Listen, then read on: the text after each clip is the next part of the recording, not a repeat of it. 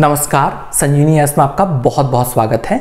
और आज हम पुनः उपस्थित हो गए हैं उत्तराखंड की लोक कहानियों के सेगमेंट में। और आज हम इस सेगमेंट में दूसरी कहानी का अध्ययन करने वाले हैं और इस कहानी का नाम है सासबारी खेत या सास बहू का खेत। तो ये भी काफल पाकों की तरह एक बहुत ज़्यादा मार्मिक कथा है, उत्तराखंड में प्रचलित है और अधिकांश लोगों ने इसको सुना हुआ होता है। और ये कहानी भी जो है मन को बड़ा द्रवित कर देती है। तो दरअसल ये जो कहानी है, ये कहानी जो है बागेश्वर में एक जगह जिसका नाम है बिलौना सेरा, तो वहाँ से संबंधित इस कहानी को माना जाता है।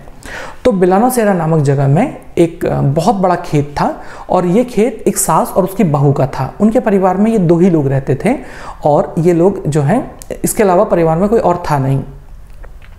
तो जिस टाइम पे गर्मी का मौसम था तो एक बार हुआ ये कि इस टाइम पे मडवे और ये इनकी जो फसल होती है, इनकी गुड़ाई का समय होता है।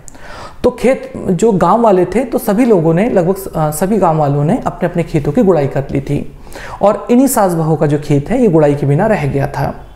तो सास को ये लगा कि इनसे इनकी इज्जत पे प्रश्न बनाया है, वो इसलिए क्योंकि उत्तराखंड की जो महिलाएं होती हैं वो बहुत ढेर सारा काम करती हैं और वो अपनी मेहनत के लिए सभी जगह प्रसिद्ध हैं। तो सास को ये लगा कि कहीं लोग ऐसा ना सोचें कि ये जो सास बहू हैं ये कामचोर हैं, यानी कम मेहनती हैं, और इससे लोग उनकी जगहसाई ना करें, ऐसा सास को चिंता होने लगी। तो वो सोच रही थी, इसी मंथन कर रही थी। तो बहू ने कारण पूछा तो सास ने सारी बात बता दी और सास ने ये भी कहा कि बहू, कल हम जो है पूरा खेत जो है एक ही दिन में गोड़ लेंगे, यानी उसकी गुड़ाई कर लेंगे।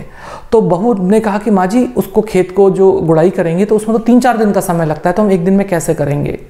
तो सास ने कहा कि अगर हम ये काम कर दिया तो पूरे गांव में हमारी जो है, जो मेहनत है, जो हमारा श्रम है, तो उसकी जो है वाहवाही हो जाएगी, यानी कि हमारी इज्जत ना केवल बचेगी बल्कि बढ़ भी जाएगी लोगों के मन में।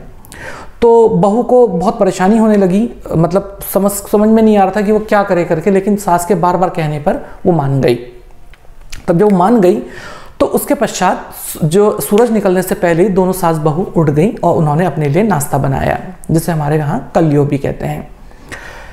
तो इन्होंने अपना नाश्ता बनाया और नाश्ता बनाने के बाद ये तड़के जो है सुबह अपने खेत में पहुँच गए। तो सास ने कहा कि बहू, हम तभी खाना खाएंगे जब हम अपने खेत की गुड़ाई कर लेंगे। और सास ने वो खाना खेत के बीचों बीच रख दिया और बहू से कहा कि एक ओर से तुम गुड़ाई करना शुरू करो, एक ओर से मैं गुड़ाई करना शुरू करती हूँ, धीरे धीरे हम खेत खाने की ओर पहुँचेंगे और जैसे हमारा काम खत्म होगा तो हम खाने तक पहुँच चुके होंगे और खाना भी खा चुके होंगे। तो बहू जो है बिना मतलब बेमन से मान गई और उन लोगों ने काम करना शुरू किया। सूरज चढ़ने लगा, अब जो है भूख प्यास से हाल खराब होने लगे। तो बहू ने आवाज़ दी कि माँ जी, क्या पहले खाना खा लें, उसके बाद गुड़ाई करें तो कैसा होगा। तो सास बोली कि इससे फिर हमें आलस आ जाएगा और हमारा काम एक दिन में नहीं हो पाएगा। तो सास बार बार अपनी इज्जत की दुहाई देने लगी और इस कारण से जो है बहू भी चुप हो गई। लेकिन हालत दोनों की बुरी होती जा रही थी। समय बीतता चला गया, दोपहर हो गई, शाम होने को आ गई और जब शाम होने को आ गई तब तक उनके शरीर में शक्ति नहीं बची थी। लेकिन उन लोगों ने देखा कि अब वो खाने के नज़दीक पहुंचने वाले हैं, तो इसको देख के उनमें एक बहुत ज़्यादा उत्साह भर गया और अब वो और तेज़ी से काम करने लगे।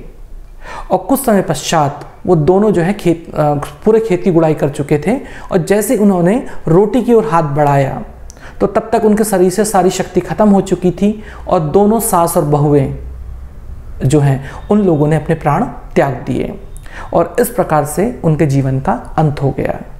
तो इसलिए ये जो खेत है ये सास बहू के खेत के नाम से प्रसिद्ध हो गया। तो यह है उत्तराखंड की एक और प्रसिद्ध और मार्मिक लोक कथा।